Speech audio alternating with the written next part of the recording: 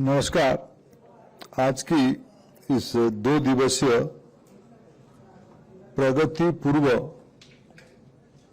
देश भर की स्कूल शिक्षा मंत्रियों की सम्मेलन में उपस्थित सभी राज्यों की आदरणीय मंत्री समूह मित्रगण, प्रमुख अधिकारी मित्रगण, हमें बताया गया लगभग सभी राज्यों की प्रतिनिधि आज की इस कार्यक्रम में उपस्थित है, समावेश में उपस्थित है। भारत सरकार की वरिष्ठ अधिकारी मित्रगण, विभिन्न संगठनों की प्रतिनिधि करने वाले मित्रगण, मैं आप सबको आभार प्रकट करता हूं। एक प्रकार शायद ये बैठक 29 जुलाई को होने वाला है।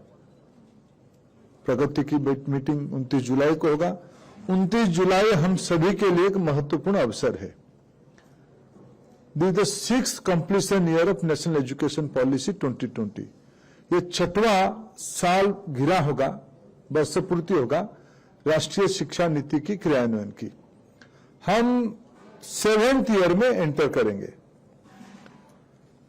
उसकी पहले प्रधानमंत्री जी की सुझाव था, जब हम समग्र 3.0, निपुण 2.0 और पीएम पोषण की आने वाले दिनों की योजना, पीएम श्री जैसे महत्वपूर्ण योजनाओं को क्रियान्वयन करने के लिए गति देना, अटल टिंकरिंग लैब की व्याप्ति करना, उस बैकग्राउंड में इस 2 दिन की शिक्षा मंत्री और वरिष्ठ अधिकारियों की सम्मेलन बहुत महत्वपूर्ण है। आज लगभग 7 माननीय मंत्रियों ने अपने अपने विचार को उपस्थापित किया। बाकी सभी मंत्री कल अपना विचार को उपस्थापित करेंगे। 1-2 मंत्री हमें सूचना दिया गया कल तक आ जाएंगे। और जिन राज्यों से माननीय मंत्री उपस्थित नहीं है, मैं देख रहा हूं सभी राज्यों की, आंध्र से लेकर उत्तर प्रदेश तक अनेक वरिष्ठ अधिकारी यहां उपस्थित हैं। सभी वरिष्ठ अधिकारी मित्रगण लिखित रूप में या व्यक्तिगत हमारे विभाग की सभी वरिष्ठ अधिकारियों को मिलकर अपने अपने विषय को उपस्थापित करेंगे, अपने प्राथमिकता को उपस्थापित करेंगे और अपने बहुमूल्य सुझाव को देंगे। और मैं एक विषय, आज समय की मर्यादा था, हम कभी फिर एक बार मिले। जिन जिन विषयों में समग्र एक योजना है, पीएम पोषण एक योजना है, पीएम श्री एक कार्यक्रम है, सेंट्रल स्पॉन्सर स्कीम है, हम नियोजन कर रहे हैं। ये सारे के मूल आधार नेशनल एजुकेशन पॉलिसी 2020 है।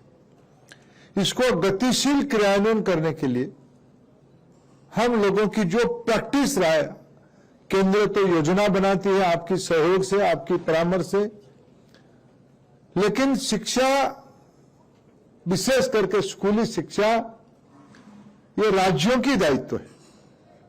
राज्य, मैं जानता हूं, मैं अनेक राज्यों को, इस बीच में मैं आंध्र प्रदेश गया था, मैं अनेक राज्यों को नजदीक से देखता हूं, प्रवास में देखता हूं। आप लोग जब मिलने आते हो तब आपकी बीच में मेघालय के माननीय मुख्यमंत्री आए थे। उन्होंने अपने राज्य की शिक्षा की बहुआयामी प्रगति की ब्लूप्रिंट हमारे सामने रख रहे थे। मैं आप सबसे जब व्यक्तिगत में मिलता हूं, मेरे को लगता है आपकी राज्य की विद्यार्थियों के लिए, स्टूडेंट्स के लिए भारत सरकार की बियॉन्ड सोचते हो। अभी नीति आयोग की एक बहुत महत्वपूर्ण मीटिंग हुई थी, प्रधानमंत्री जी की अध्यक्षता में मीटिंग हुई थी। हमें अवसर मिला देश की लगभग सभी माननीय मुख्यमंत्रियों से मिलने का, और मैं बहुत जिम्मेवारी के साथ कहता हूं, सभी माननीय मुख्यमंत्रियों ने अपने राज्यों की शिक्षा के बारे में प्राथमिकता की प्रतिबद्धता भी दर्शाई है। मैं आपके माध्यम से आपके राज्य के माननीय मुख्यमंत्रियों को, आपकी पूरा शिक्षा टीम को बधाई देता हूं, शुभेच्छा देता हूं। और उसके माध्यम से आप जो बेस्ट प्रैक्टिसेस, अच्छे पूरे जो आपके राज्य में करते हो, निपुण से लेकर शिक्षक शिक्षा तक अनेक सुझाव भी आज आए हैं। भाषा के बारे में सुझाव आए हैं, इंफ्रास्ट्रक्चर के बारे में सुझाव आए हैं, विशेष कुछ इलाका में आपकी जो रणनीति है उसके बारे में भी आपने सुझाव दिया है।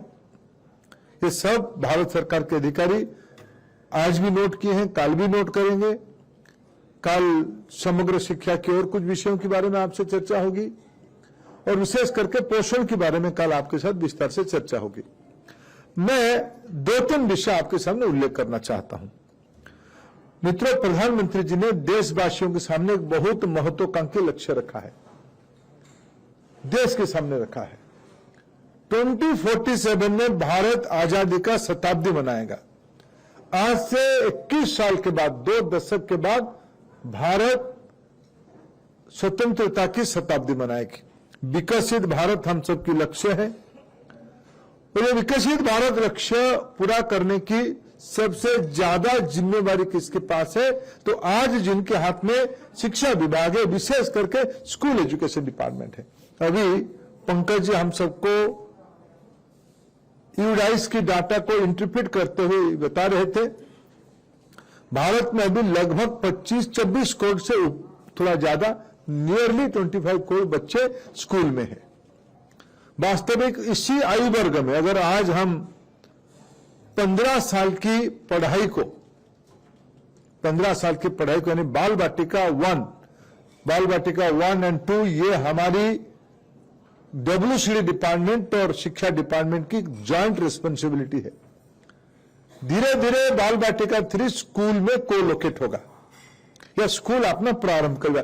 मैं कई राज्यों को जानता हूं, उत्तराखंड, उड़ीसा, ऐसे सारे राज्य अपने सभी स्कूलों में बाल बाटिका शुरू कर दिया है। अनेक राज्यों में 6 लाख तक स्कूलों में बाल बाटिका और क्लास 1 ये दोनों कोलोकेटेड है।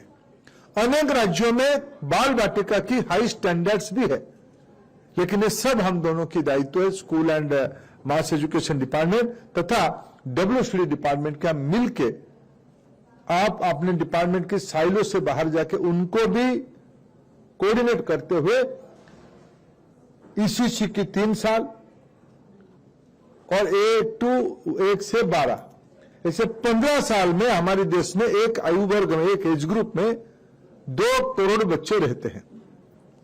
नियमन हमारी बाल बाटिका 1 से क्लास 10 तक बच्चे, कुछ राज्यों की पॉपुलेशन सैचुरेशन हो रहा है, ग्रोथ रेट उनकी कम हो रहा है, कुछ ज्यादा में ज्यादा है, दोनों का एवरेज मिलाकर लगभग 2 करोड़ बच्चे एक आयु वर्ग में, एक एज ग्रुप में है। 30 करोड़ बच्चों की दायित्व ये समूह की कंधे में है। जिस बच्चे की आज क्लास 1 में, मैं बाल बाटिका की आयु थोड़ा छोड़ भी दूं, क्लास 1 में जो बच्चा आज 6 साल में है, वो आने वाले 21 साल के बाद उसकी उम्र 27 साल होगा। उस 27 साल के बच्चे का प्रारंभ आपकी दायित्व में है। अभी उसकी FLN, proficiency, critical thinking, decisive leadership, ये जो सब चरित्र उसके अंदर आना चाहिए, ये सब अभी शुरू हो रहा है। जिसमें आपकी रणनीति के ऊपर होगा, आपकी सुप्रबंधन के ऊपर होगा। जिस बच्चे का आज इस बार 12वीं में 18 ईयर हो गया, वो आने वाले 21 साल के बाद वो 39 ईयर का होगा।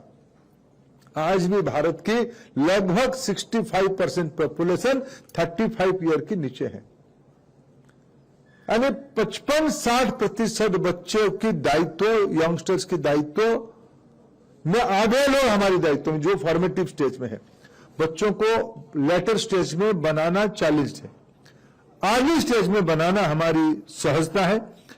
विकसित भारत के लक्ष्य को पूरा करना है तो इस 30 करोड़ बच्चों की minute planning school education department की स्ट्रैटेजी से होने वाला है। समग्र शिक्षा, PM पोषण उसकी 2 प्रमुख व्हीकल है। मित्रों, इस सारे के लिए आसाम की माननीय मुख्यमंत्री, शिक्षा मंत्री यहाँ नहीं है, उन्होंने कह के गया, आप सब लोग, राष्ट्रीय शिक्षा नीति के प्राइमरी रिकमेंडेशन है क्लास 5 तक हमारी पढ़ाई मातृभाषा में होनी चाहिए। कुछ राज्यों के मित्र कहते हैं we are not agreeing with the national education policy. I want to request them, I want to suggest them, what is the recommendation of NEP 2020? In your state, you should try to make your mother tongue as a language of instruction up to class 5. It will be good if it is up to standard 8. 5 class तक आप आपके राज्य में मातृभाषा में, जो जिसकी मातृभाषा होगा, हमारे देश विविधता से परिपूर्ण का देश है. कहीं तमिल पढ़ाया जाता है, कहीं गुजराती पढ़ाया जाता है, कहीं पंजाबी भाषा में पढ़ाया जाता है, कहीं बंगाली भाषा में पढ़ाया जाता है. व्यक्ति की विकास तब सुदृढ़ होगा जब अगर वो प्रारंभिक अवस्था में अपने घर की भाषा में अभ्यस्त होगा पढ़ने में. अनेक राज्यों में अनेक भाषा है, जैसे आसाम ने कहा हमारे यहां 14 भाषा है. आज भारत सरकार लगभग 120 से ज्यादा द्विभाषी प्राइमर आपके सामने रखा है. इसकी सहारा लेकर हमें मातृभाषा आधारित शिक्षा आप योजना करोगे, यह मेरा पहला अनुरोध आपको है. मित्रों, आज हम कुछ चीजों को अवॉइड नहीं कर सकते. अब विद्या समीक्षा केंद्र की बात हुई. इस बार यूडाइस में कई सारे डाटा आप लोगों की मदद से मिली है और हमारी अपेक्षा है आप लोग आपके अधिकारी मित्रों को परामर्श दो. यूडाइस डाटा को लाइव और डायनेमिक बनाएंगे. आप चाहे तो प्रतिदिन आपके राज्य की दुरंत इलाका की स्कूल की अटेंडेंस भी आप राजधानी में बैठकर देख सकते हो, जिला केंद्र में बैठकर देख सकते हो. उसके एकेडमिक परफॉर्मेंस के बारे में भी आप इसकी मॉनिटरिंग कर सकते हो. आज टेक्नोलॉजी एनेबल्ड एजुकेशन राष्ट्रीय शिक्षा नीति के एक प्रमुख परामर्श है. अनेक राज्यों की समग्र शिक्षा के बियॉन्ड अनेक राज्यों की टेक्नोलॉजी एनेबल्ड एजुकेशन इकोसिस्टम को भी देखता हूं. आप भी ये आपको एक अवसर मिला है. अनेक राज्यों ने इस प्रकार की बेस्ट प्रैक्टिसेस शुरू किया है. उसको आप परस्पर से भाव विनिमय करके, भारत सरकार भी आपके साथ लर्निंग प्रोसेस में, हम भी कुछ चीजों को आपसे शेयर करना चाहेंगे. आपकी बेस्ट प्रैक्टिसेस को हम ऑल इंडिया मॉडल करना चाहेंगे. मेरे मोह हो रहा है आप सब जो मित्र यहां बैठे सभी के राज्य की best practices and technology embedment मेरे को प्रभावित किया है, लेकिन मैं समय की मर्यादा के कारण उसको उल्लेख करना नहीं चाहता हूं. लेकिन आप सभी लोग टेक्नोलॉजी के आधार बनाना ये एक प्राथमिकता बनी है. मित्रों, एनईपी के एक प्रमुख रिकमेंडेशन था national curriculum framework. National curriculum framework और आगे चल के एनसीईआरटी अभी क्लास 9 तक किताब नई प्रारूप ले आया है. अगले एकेडमिक ईयर में हम 10th और 11th की किताब लाने का प्रयास कर रहे हैं और उसके आगे के साल में हम 12th की किताब लाएंगे. अनेक राज्यों ने अपने किताब को, टेक्स्ट बुक को एनसीएफ अलाइन किए हैं. हमारी कोई अपेक्षा आपके राज्य से नहीं है. आप एनसीईआरटी की किताब को कॉपी करो, कोई अपेक्षा नहीं है. ये आपकी राज्य की एकेडमिया, आपकी पॉलिटिकल लीडरशिप के ऊपर है. लेकिन क्या भारत की आज की पीढ़ी की विद्यार्थी भविष्य के विज्ञान और टेक्नोलॉजी के बारे में नहीं पढ़नी चाहिए? क्या उस राज्य की विरासत के बारे में वो गौरवान्वित नहीं होनी चाहिए? क्या उस राज्य की मातृभाषा में उसकी क्लास 5 तक पढ़ाई नहीं होनी चाहिए? अगर एनईपी कहा है कि 3 भाषा में क्लास 10 तक वो पढ़े, 6 to 10 3 भाषा में पढ़े, उसमें 2 भारतीय भाषा हो. मैं अनेक राज्यों को जानता हूं जिन राज्यों में, लगभग सभी राज्यों में 3 भाषा पढ़ते हैं. कुछ राज्यों में हिस्टोरिकली 2 भाषा पढ़ते हैं. वो आलोचना का विषय होगा, वो चर्चा किया जा सकता है. लेकिन आप एक बार एनसीएफ अलाइन, जिसमें साइंटिफिक टेम्पर है, जिसमें मदर टंग बेस्ड एजुकेशन की रिकमेंडेशन है, टेक्नोलॉजी एक प्रायोरिटी है, उसमें स्किल डेवलपमेंट एक प्रायोरिटी है. हमारी एजुकेशन डिग्री और वे सीमित ना होनी चाहिए, सर्टिफिकेट और डिग्री तक सीमित ना हो। हमारी प्रधानमंत्री नरेंद्र मोदी कहते हैं हमारी डिग्री और सर्टिफिकेट जितना महत्वपूर्ण है, कॉम्पिटेंसी उससे ज्यादा महत्वपूर्ण है। स्किल बेस्ड एजुकेशन, इस बार एनईपी ने कहा है व्यक्ति को होलिस्टिक डेवलपमेंट के लिए science, mathematics, social science, language के अलावा स्किल, फिजिकल एजुकेशन और आर्ट, ये तीनों विषयों को भी पढ़ने की आवश्यकता है। ये तीनों विषयों को आप लोग पढ़ाते भी हो, इलेक्टिव पढ़ाते हो, इसको एक सब्जेक्ट के नाते पढ़ाना, उसके अंदर एग्जामिनेशन करना, आप तय करो आपके राज्य में उसको बोर्ड में कन्वर्ट करोगे, बोर्ड एग्जामिनेशन में कन्वर्ट करोगे या क्लास एग्जामिनेशन पे आप कंडक्ट करोगे, उसको बोर्ड की मार्क में आप इन्वॉल्व करोगे, अभी इंटरनल या एक्सटर्नल करोगे, आपके ऊपर है। लेकिन ये विषय को होलिस्टिक डेवलपमेंट के लिए आप एनसीएफ हालाइन खुद को करने की आप प्रयास कर रहे हो, उसको और करनी चाहिए, यह हमारी प्राथमिकता है, यह हमारा सुझाव है। कई मित्रों ने कहा इस सारे विषय की प्रमुख स्तंभ स्टूडेंट के बाद अगर सेकेंड बिगेस्ट स्टेक होल्डर कोई है तो टीचर। भारत सरकार समग्र 2.0 में सेंटर ऑफ एक्सीलेंस बनाने के लिए अनेक राज्यों को डाइट को अपग्रेडेशन का आर्थिक मदद किया है। उसकी प्रगति मित्रों और अच्छा होनी चाहिए। देश की सभी पहली बार देश में यूडाइस की डाटा कहता है 1 करोड़ से ज्यादा शिक्षक अभी भारत में है। अनेक विसंगति है, स्टूडेंट ले स्कूल भी है, स्टूडेंट ले स्कूल में 20,000 से ज्यादा टीचर भी है। इसकी आलोचना देश करती है, उसकी आलोचना का ज्यादा सरभ्य मैं होता हूं पार्लियामेंट में।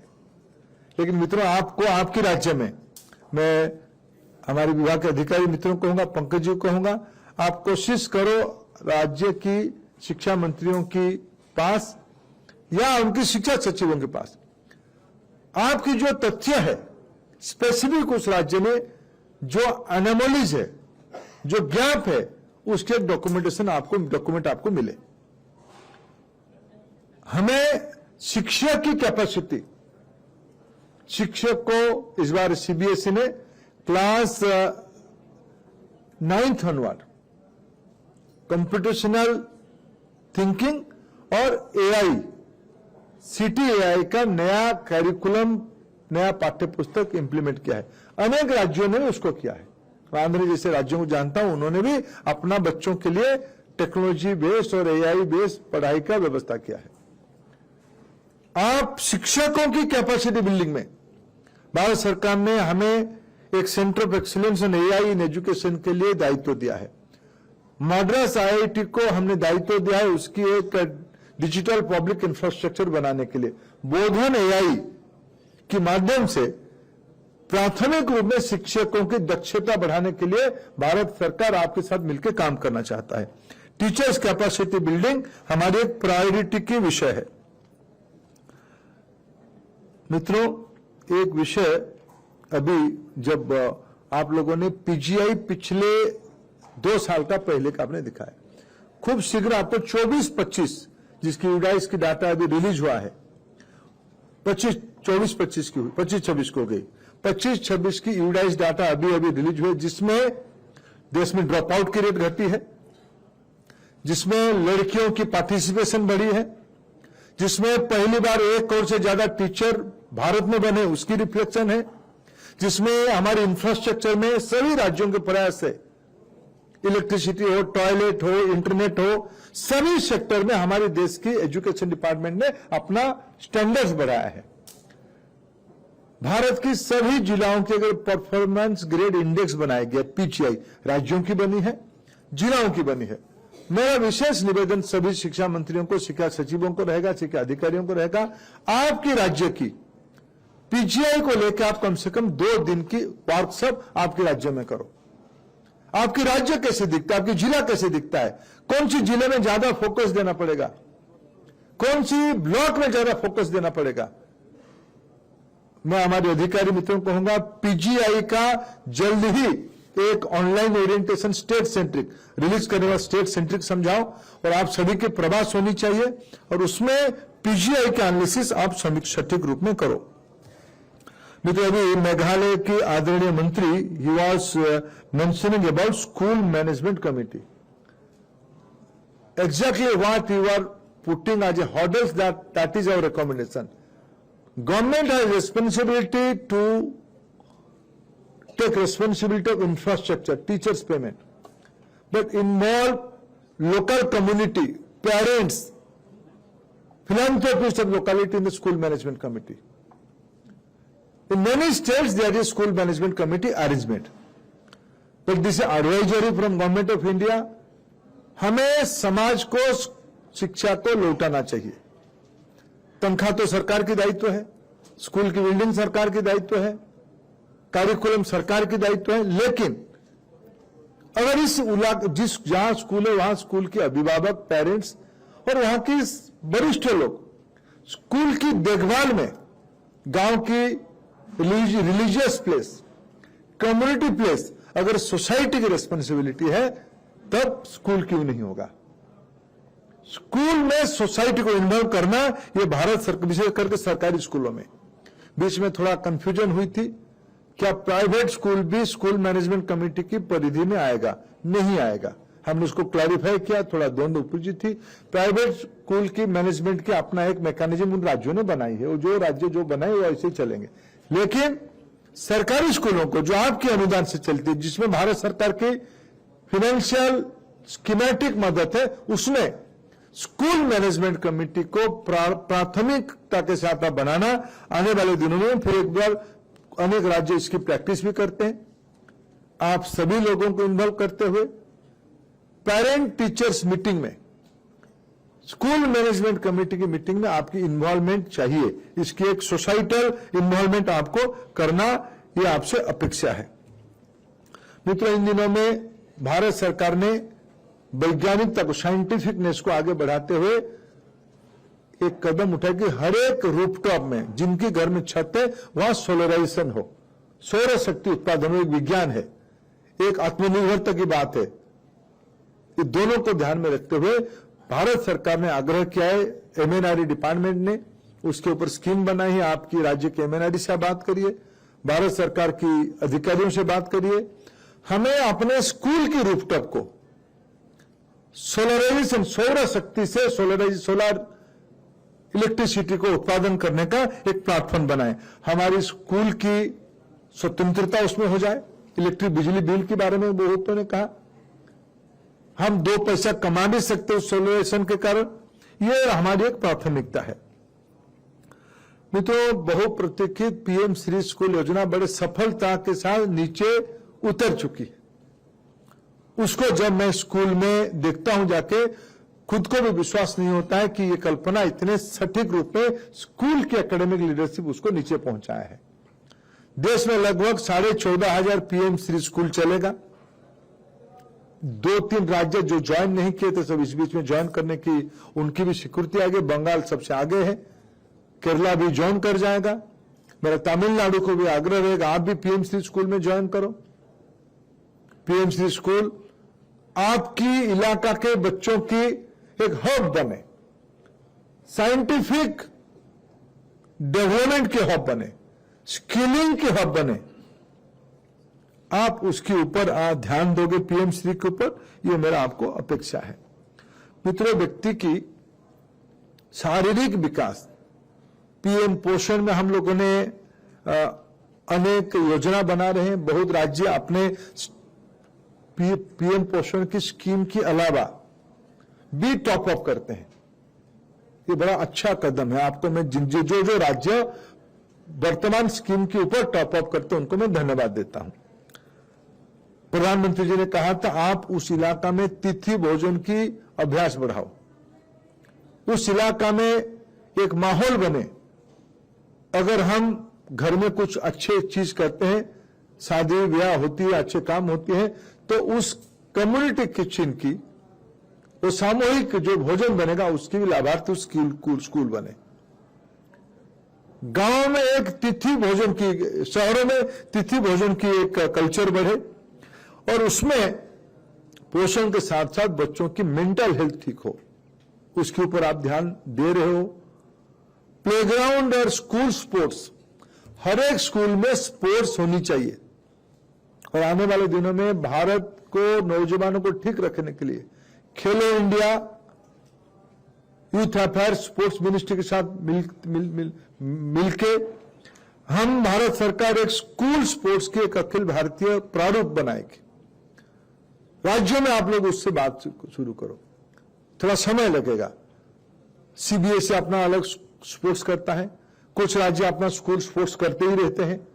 ये सबको मिलाते हुए एक नेशनल लेवल की स्कूल टैलेंट हंट तो स्कूल में ही होती है।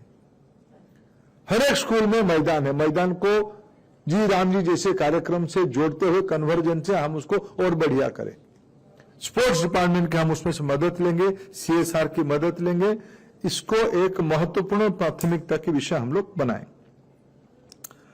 मित्रों, मैं एक विषय प्रारंभ में थोड़ा विशेष उल्लेख करना चाहता हूं। निपुण 3.0 जल्द ही आपके सामने सुझाव के रूप में आएगा। ये समग्र के अंश है, फिर भी निपुण 3.0 में क्या प्राथमिकता आप देना चाहिए, उसके एक सुझाव पत्र भारत सरकार जल्द ही अगस्त 15 की पहले आपको उपलब्ध कराएगी। यह हमारी पूंजी है। निपुण एफएलएम की पहला शर्त है, उसमें आपकी प्राथमिकता रहे। मित्रों, जैसे मैंने कहा, इस बार हमने स्पोर्ट्स, आर्ट और स्किल की कल्पना आपके साथ पहले भी था, वोकेशनल एजुकेशन के नाम पे। स्किल को 6th क्लास से अनवर्ड एक प्रायोरिटी के विषय कैसे बनेगा जिसमें एम्प्लॉयबिलिटी बढ़ेगा, यह हमारी एक प्राथमिकता का विषय बने। आने वाले दिनों में उसको राज्य थोड़ा और योजना बनाए, स्टेट स्पेसिफिक योजना बनाए, डिस्ट्रिक्ट स्पेसिफिक योजना बनाए, यह हमारी सुझाव रहेगा। तो आपार आईडी विद्यार्थियों की अनुमति लेते हुए, पेरेंट्स की अनुमति लेते हुए 70% हो जाए, यह आपकी दायित्व होनी चाहिए। अभी कुछ कोर्ट ने कहा है कि करना चाहिए, लेकिन कॉन्सेंट लेके करनी चाहिए। आप इसको कैसे करोगे, ये आपकी रणनीति के ऊपर, आपकी स्किल के ऊपर निर्भर करता है। आप इसको ध्यान दोगे, ऐसा हमारी सुझाव है। मित्रों, मैं कुछ प्राथमिकता आपको गिनाया। मैं आशा रखता हूं आप सब लोग समग्र शिक्षा की जो योजना बनी है, विकसित भारत की लक्ष्यों को पूरा करने के लिए, भारत की नई पीढ़ी को भारत की रिस्पांसिबिलिटी के साथ ग्लोबल रिस्पांसिबिलिटी के लिए तैयार करना है, तो हमें भारत की स्कूल शिक्षा को मजबूत करना पड़ेगा। आप सभी लोग आपके प्रयासों में एक मॉडल बना ही रहे हो।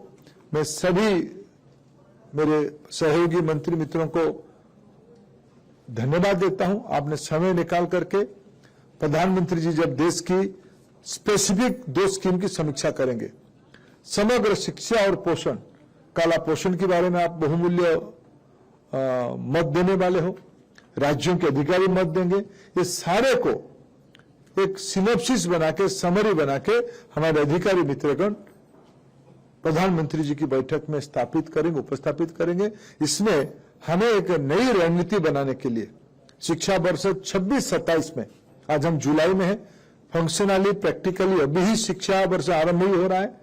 अप्रैल में भले ही आरंभ हुआ था, लेकिन जुलाई महीने में ये फंक्शनल शुरू हो रहा है, पढ़ाई अभी शुरू होगा।